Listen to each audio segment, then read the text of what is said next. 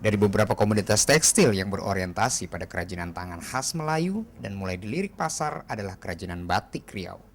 Batik ini memiliki perbedaan dengan batik yang berasal dari daerah lain, di mana pola batiknya mengambil ilham dari tabir belang yang acap kali kita temukan dalam hiasan pelaminan pada pesta perkawinan khas adat Melayu Riau. Batik Riau juga terdiri atas beberapa jenis. Ada batik bahan sutra, batik bahan katun, dobi, dan batik tenun. Batik Riau juga terbagi berdasarkan cara pembuatannya.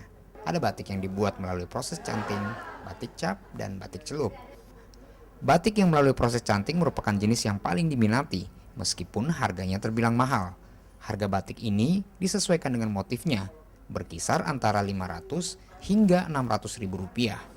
Mahalnya harga batik ini tidak saja karena nilai seni yang begitu tinggi, namun juga terkait dengan proses produksinya yang terbilang cukup memakan waktu.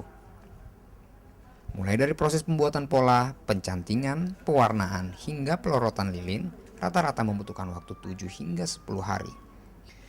Tentunya para pekerja ini mesti memiliki keahlian. Itu upaya-upaya yang dilakukan oleh Dekranasda itu melalui perekrutan, ada yang tamatan dari SMK, ya. Kita ambil yang nilainya bagus, kita sekolahkan ke sekolah pebatikan yang ada di Pekalongan.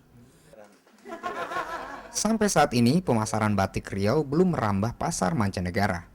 Para fasilitator pengembang dan pembina usaha batik Riau memang sengaja fokus di tingkat pasar lokal terlebih dahulu.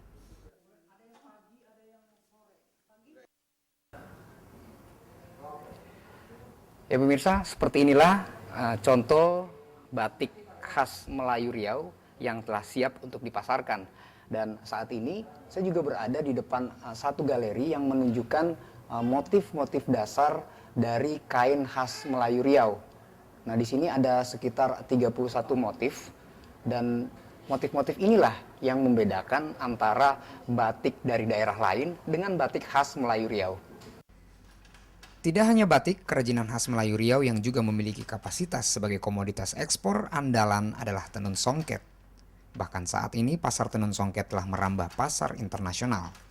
Sama halnya dengan batik Riau, tenun songket Riau memiliki beragam corak dan warna yang menarik. Ya. Jadi dipadu-padu. Jadi bagus ya. Ini digabung sini, ini gabung sini. Iya iya. Terima kasih Bu.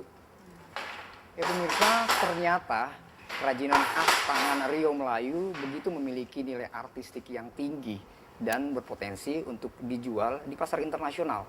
Tentunya jika hal ini dikembangkan dengan baik akan memberi dampak positif bagi perekonomian kita, khususnya daerah Riau. Dari Pekanbaru Riau, Idam Samana, Sidarman, Metro TV. Dalam upaya bersama membangun demokrasi, saya sangat menghormati DPR RI dan semua unsur masyarakat yang bersungguh-sungguh berupaya menciptakan pemerintahan yang bersih dan efektif. Saya juga memahami dan menghargai dibentuknya panitia angket Bank Century. Ini untuk menegakkan prinsip-prinsip transparansi dan akuntabilitas dalam sebuah pemerintahan yang bersih.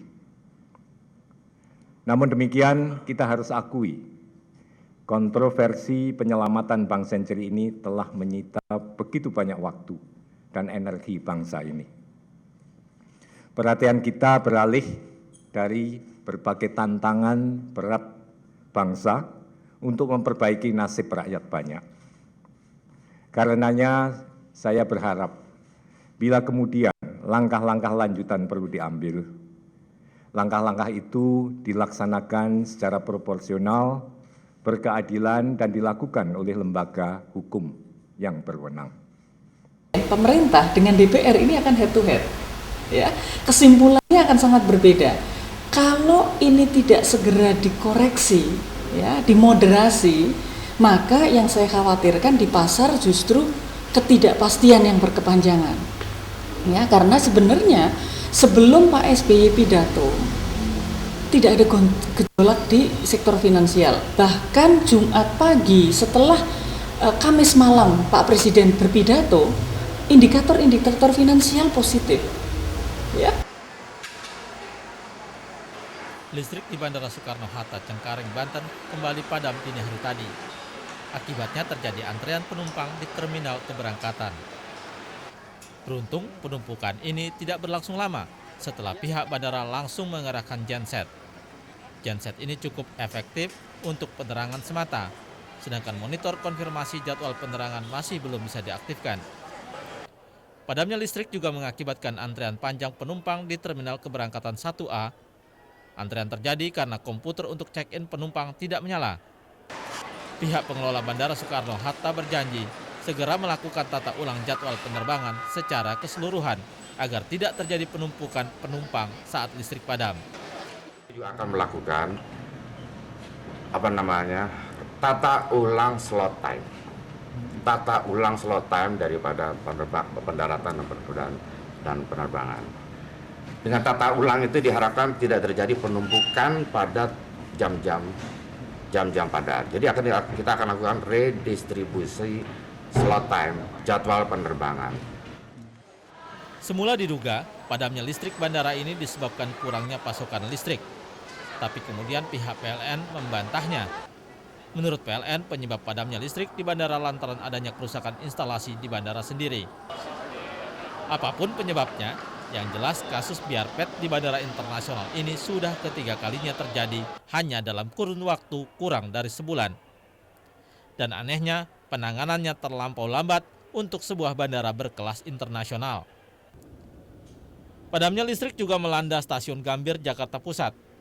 Akibatnya pelayanan terhadap calon penumpang terganggu dan sempat memicu antrean panjang. Selain itu, pemadaman listrik ini menyebabkan beberapa kereta terlambat. Dari Tangerang, Banten dan Jakarta, Farul Rozi dan Andreas Sentani, Metro TV.